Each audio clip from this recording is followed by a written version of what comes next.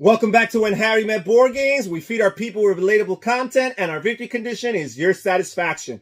I'm Harry, and today we have another board game review for you all. Today I'm going to be reviewing this game right here, Sushi Roll, designed by Phil Walker Harding. I'm going to set the game up, show you how it plays, and then we're going to come back and hear my final thoughts and grades. And this is pretty much what the game looks like set up. First of all, we have these point tokens that we'll use to keep track of the score along the way. And over here we have an assortment of a bunch of different tokens. We have chopstick tokens, menu tokens, and pudding tokens, which are tokens that players will gather throughout the game. Some of them will give them additional actions and abilities that they can do throughout their turns. Others, like the pudding, will score them points for having the majority at the end of the game. Each player is going to get one tray board and one conveyor board. The starting player will get the red bordered conveyor belt board, and unlike Sushi Go, which is all simultaneous play, there is actual strict turn order in Sushi Roll, and from round to round, players will alternate who is the starting player. This game, just like Sushi Go, will play throughout the course of 3 different rounds. Each player also starts with 3 of these menu tokens, which they can use to re-roll 1 or more of their dice. They also have these 2 chopstick tokens, which they can use to swap a die from their conveyor belt with another one from another player's conveyor belt. In this game, for the purposes of this video, I'm only going to be simulating a 2-player game. Alright, so now let's simulate a few rounds to see how the game plays. Again, as I mentioned earlier, this game plays over the course of 3 rounds. We are going to start round 1 with the player to the left being the starting player, indicated by the red bordered conveyor belt that he has in front of him. At the beginning of each round, each player is going to randomly draw dice, blindly draw dice from this bag, and they draw a number according to the player count. So for example, in a 2-player game, as we're simulating here, each player is going to draw 8 dice from this bag blindly, right here. That's 7. And then they're going to roll those 8 dice. So here we go. Okay, and then they're going to place those dice, just as they rolled them, onto their conveyor belts. They're not going to change them. They're not going to flip them over or modify them. So now this player here is going to roll their 8 dice. So before any players can take their turn, all players will have drawn their dice and they will have rolled them. So here we go. They're going to roll these 8 dice here. Okay, and again, just as they roll them, they will place them onto their conveyor belts. Now, once all players have drawn their dice from the bag and rolled them and placed them onto their conveyor belts, then the actual turns will begin. And again, we will go in turn order. So the player with the red bordered conveyor belt is the starting player. They will go first, and they're looking at this double pudding here, and they're saying, you know what, this is pretty valuable, so why not? So they're going to put this onto their dice tray. And this player here, they really want to have the Maki Roll majority. So you have this Maki Roll die, and it has either 1 Maki Roll, 2 Maki Rolls, or 3 Maki Rolls. So this is the most valuable roll we could have gotten possibly with this die. So they're going to draft this because at the end of each round, the player with the most Maki Rolls in their possession is going to gain 6 victory points, just like in Sushi Go. But they're also going to play this swap. They're going to play this chopstick token. They're going to discard it to swap a die from their conveyor belt with a die from another player's conveyor belt. And they're going to swap this Maki Roll here with a player's squid nigiri here. And they're doing this because they know that we're going to, at the end of each round, we're actually going to slide over the conveyor belt. So you're not going to stay with the same conveyor belt from turn to turn. So that means that this player, the turn order is going to change. This player will become the starting player. And that way they'll be able to draft this other Maki Roll, because the player with the second most Maki Roll will score 3 points. And this player does not want this player over here scoring any points. So that's all for the turn. So again, as I mentioned, we are going to, in a multiplayer game, we're going to slide these conveyor belts to the player to the left. So each player is going to slide it to the player to their left. However, it's a little bit simpler in a 2-player game. We're simply going to swap. And as a result, the turn order has also changed. Now, the really cool thing is that not only does turn order change, but we actually have to re-roll all of these dice. We do not just keep them the way they were on that conveyor belt. And then we place them back on the respective conveyor belts. This player will roll their 7 remaining dice, place them just as they rolled them on their conveyor belt. And now this player here on the right is the starting player, and they're going to choose to take these 2 maki roll and just assure themselves that they're going to get the majority and that the other player is not even going to get the secondary. Now this player here on the left is going to go, and they're going to use one of their chopsticks here to switch out this tempura here with this 3-of-a-kind pudding, because this is a very valuable die. And then they're going to choose to draft it, right? And now we are done. And again, we will switch conveyor belts, which will therefore change turn order. Each player is going to re-roll the remaining dice on their conveyor belt, place them right back onto the conveyor belt just as they rolled it. And now this player is the starting player, and they're going to start by getting one of these sashimis. Sashimis score you points. If you can get 3 sashimis in your possession, it's going to score you 13 points at the end of the round. And the reason why this makes sense is because not only did I roll a sashimi, but I'm also looking at the amount of these purple dice here that are the ones that have the sashimi on it. And there's a lot of them out there. So there's a good chance that I'll be able to get 3 in my hands. So we are done with this player's turn. Now this player here will go. And you know what? They're thinking along the same lines. So they're going to draft this sashimi for themselves. And it might be a race to the finish to see who gets the sashimi first. All right, so we are done. We're going to swap these conveyor belts here. Again, changing turn order. We will roll the remaining dice here onto the board here. And this player here will roll their dice, place them just as they got them. And this player here is first, and they see the sashimi, so they're going to choose to draft that here. And they're going to leave it at that. And now this player here is going to go, and there's some tough decisions. We could always draft this double chopstick to gain 2 chopstick tokens at the end of the round. Chopsticks are very valuable. I could always get this pudding here and pretty much assure myself that I could just cruise for the rest of the game and probably still have the majority in pudding. And you know what? I think that is what I'm going to do. All right, so now we are done. We will swap these conveyor belts. And again, we will re-roll the remaining dice, on the conveyor belts, and place them back onto the conveyor belts just as we rolled them. There we go. Okay. And now this player here is going to choose to use one of their menu tokens to re-roll all of their dice, because they're hoping for sashimi. They already started to invest in that area. Okay, and that did not work out very well. So you know what? They're going to use another menu token to re-roll yet again. And this time we did get sashimi. So they're going to draft that die and place it onto their tray. And now this player here is going to go. And they're looking at their options, and it doesn't look very good. Well, we do have this egg nigiri here, which is 2 points. That's not terrible. So you know what? We will draft that. Here we go. All right, and now we will swap the conveyor belts once again. We will change turn order. We will re-roll the dice, place them back onto the conveyor belts just as they are rolled. This player is the starting player now. And it's a good thing they saved those sashimi or those menu re-rolls, because they really want to get that 3rd sashimi here. And not so. So they'll spend a second menu token, roll these dice, and again not so. And finally, they're going to spend their last menu token here.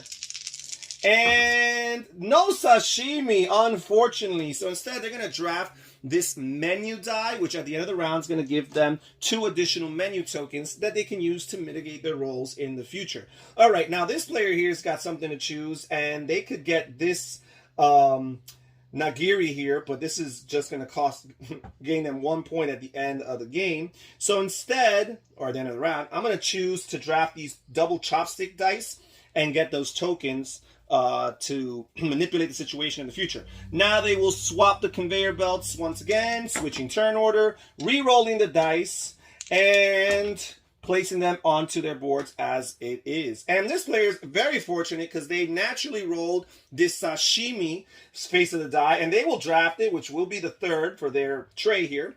And now this player here, they're like, you know what? We might as well get this double pudding right here. Okay. And finally, we will switch these right here. And again, we will re-roll the 1 remaining die. And there we go. This player, unfortunately, only got a tempura, which 1 tempura is not too valuable. And this player here got this weak nigiri. And we are done with the first round. And now we would look at what we have based on our trays and the score key that is underneath it. And we will see what we scored. So first of all, we did get the 3 sashimi, which are necessary in order to get 13 victory points. So because of that, we get 13 points indicated by these tokens here. We also have this nigiri here, which is going to give us 1 additional victory point. And finally, we have these double chopsticks, which means we're going to get 2 chopstick tokens in our possession. This player has these puddings. They're not going to score them right now. They are going to discard them and put them back into the dice bag. But however, right now they're going to get pudding tokens equal to the amount that they accrued, which in this case is 8. So we're going to get 8 pudding tokens. We'll get a couple of these 3s and a couple of singles right here. Again, at the end of the game, the player who has the most of these is going to gain 6 victory points. If we were playing a multiplayer game, the player who had the fewest would actually get a negative of 6 victory points. So there's that. And now this player here is going to score, and they have the majority in the Maki roll, which will score them 6 points for that. Grab 6 point tokens here. They failed with getting 3 sashimi. However, they got 2, and there is a consolation prize because 2 sashimi actually gives you 6, which in Sushi Go, there is no consolation prize. It's kind of like all or nothing. So it's a little bit more forgiving here. The tempura also is a little bit more forgiving because while having 3 would have gotten you 10 points, having 1 at least gets you 1 point. And then finally, we have this egg nigiri here, which will give us 2 more points. Right there. Actually, I believe this is the salmon nigiri. I'm sorry. Salmon nigiri. And we are done with the scoring round. Again, they have these 2 puddings, so they'll get 2 pudding tokens here at the end of the round. And we would simulate this for 2 more rounds. There will be 3 rounds. And again, the starting player at the beginning of each round would alternate. So the player here was the first player or the starting player for round 1. This player would be the starting player for round 2, and back again to this player for round 3. Players are trying to roll their dice, mitigate them through the use of these tokens, and get the combinations that favor them the most and score them the most points. Again, at the end of the game, the person who has the majority in the puddings will get a 6-point bonus. Also, for every 2 tokens that you have in your possession, a combination of any chopstick and menu tokens, for every 2 that you have in your possession still at the end of the game, you're going to score an additional victory point. And that's pretty much how you play Sushi Roll. Now let's hear my final thoughts and grades. So what are my thoughts about Sushi Roll, the sequel to Sushi Go, the dice version of the massively popular Sushi Go? This game, for whatever reason, has not quite gotten the same buzz, the same attention, the same love as Sushi Go has. I do see people mention it from time to time, post about it on Instagram from time to time, but at the same time, again, it's just not nearly as beloved as Sushi Go is. Let's get straight to my scores. Let's talk about theme. For theme, I'm actually going to give this a B. I would say that this game is actually a little bit more thematic than Sushi Go, and this is why. From a design or graphic design perspective, and an imagery perspective, it's the same thing. You have all the same images representing the same kind of menu items or culinary items that are represented in Sushi Go. However, I do find that the components add an element to it. The fact that the sushi is actually represented by dice makes it feel a little bit more like sushi, right? I mean, that's just me. Also, the fact that we have a tray, a little board that represents your tray, and then you have another little board that represents your conveyor belt. Again, that all adds to the flavor of the theme to me, and because of that, I'm gonna bump it up a little bit and give it a B as far as theme. And now let's talk about components. For the components, I'm gonna give this an A. I like the fact that they retain the same style and graphic design from Sushi Go, very colorful, very cartoonish, but at the same time charming artwork. And I also like the upgrades. The fact that we have these tangible, chunky dice that we're rolling feels so pleasing from a tactile experience. And also just to look at, again, as I mentioned, the dice kind of enhance the thematic feel to it because it kind of feels like you have sushi in your hands or in your possession. But yeah, everything, the conveyor belts, the trays, they all look nice. The box cover art looks really nice. So I'm going to give this an A for components. Now let's talk about gameplay. For gameplay, I'm going to give this an A-. This is a really solid game to play. I find it to be a significant upgrade from Sushi Go. Now, if you're looking at it in terms of which is a better gateway game, then sure, perhaps Sushi Go or Sushi Go Party is better for that gateway experience. But as an overall long-term game, I feel that Sushi Roll has a longer lifespan in a gamer's collection. I really enjoy all the elements of gameplay, the way that they re-implemented all of the ideas from Sushi Go and turned it into a dice rolling game. And I appreciate all the deviations. I like the fact that there's turn order here and that there's something to factor in as far as what's going to happen next, that you're able to prognosticate because you could actually see your opponent's dice. You might not know necessarily what faces of those dice will be rolled in future turns, but you know what's there. And again, you can kind of map out future turns. While in Sushi Go Party, those first couple turns, you're kind of going blindly. You're drawing cards and you have no idea what you're doing. So I do appreciate that.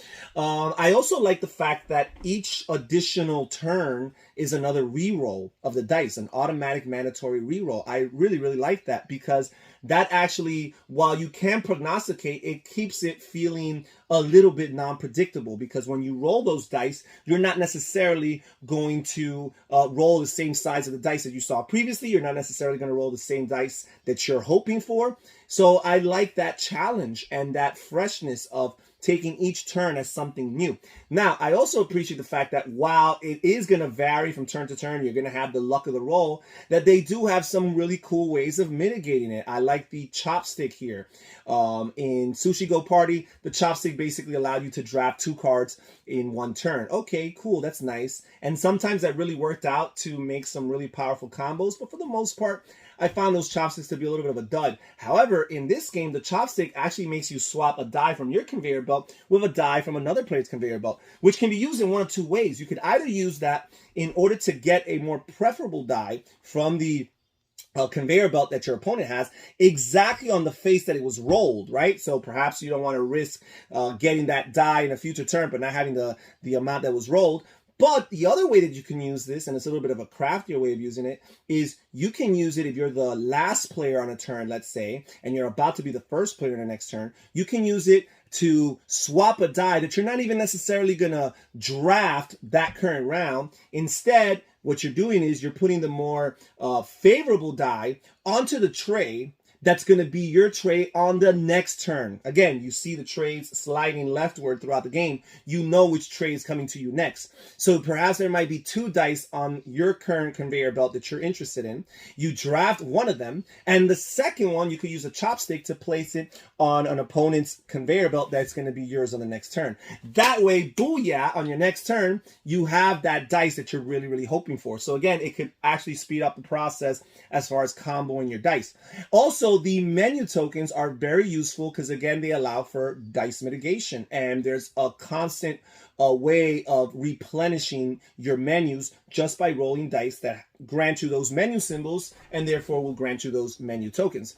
So, and the fact that even if you don't use these tokens, they can score points for you at the end of the game, I think is really cool. Now, as far as the last category that I usually grade, which is the novelty factor, I'm going to say that this game is going to get a solid B for that. I find that the fact that they re-implemented a card game into a dice game that kind of creates the similar feel of Sushi Go, while making it a more tactile and strategic process. So it kind of finds a way of doing both. It makes it more strategic because, again, you see all the dice or the types of dice that are available from the very beginning of the game, so you can kind of map out long-term decisions, but at the same time, it keeps that same freshness and surprise element of Sushi Go because each turn you're rolling those dice and you don't know what's going to be rolled. So I like the fact that they found a positive way of re-implementing this game, keeping some of the best aspects of the game and enhancing perhaps some of the weaker aspects, at least as far as I'm concerned. The conveyor belt I find to be a really cool thing because not only does it simulate the virtual hand, right, that each player is holding because you have to have something to pass over to the next player, but It also has one particular conveyor belt that has that red border. Therefore, that will be the starting player. And that part is really cool. If this game was just simultaneous play the way that Sushi Go Party is, I find that it would be way more chaotic and not nearly as interesting. Manipulating that red bordered conveyor belt, knowing when it's going to come back to you and making the decisions to set yourself up for when it does eventually come back to you are all really neat aspects of this game. And finally, for overall, I'm going to give this an A-. This is a really good, solid game. Sushi Go Party, I like it. I play it more than anything to indulge my wife, Lily. And also, I keep it around because I find that it is an excellent gateway game and a great introduction to the pick and pass card drafting mechanism in order to go to next step games like one of my favorites, Seven Wonders. However, Sushi Roll, I feel like it has a place in my collection long term without any of those criteria applied to it. It's just a game that I really, really enjoy. And if I'm in the Sushi Go or Sushi Roll mood, 9 out of 10 times, this is the one that I'm going to pick. And that's it for today's review, folks. Thank you so much for joining us here at When Harry Met Board Games. Please comment down below and tell me what you think about Sushi Roll or Sushi Go Party. I'm interested in reading what you guys have to say. This is Harry saying take care, everybody. Stay safe, stay healthy, and have fun gaming. Bye-bye.